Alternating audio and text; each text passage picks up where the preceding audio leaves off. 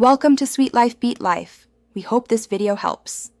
You start by signing in and opening login and security, so you change contact information securely.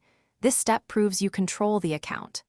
Once there, locate the phone field and click Edit to begin.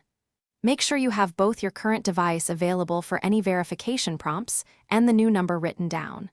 You do not need to navigate away. Work inside login and security, because Amazon uses a layered verification flow to protect purchases and two-step flows.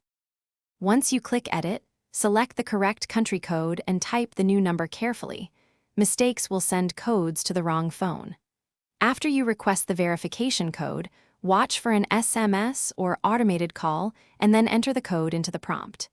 If you don't get a code, wait at least 1 minute before requesting again to avoid temporary blocks. Make sure to save changes after successful verification, so the new number becomes active across account notifications. After entering the code, press Save and review confirmation messages, then sign out and back in to confirm the number displays correctly. If you still don't receive a code, switch from SMS to call verification, or use the Amazon mobile app, which can sometimes bypass carrier delays. If problems persist, such as the number being tied to another account or blocked by your carrier, contact Amazon support for account-level resolution. They can validate identity and complete. Thanks for watching. Consider subscribing if we helped you.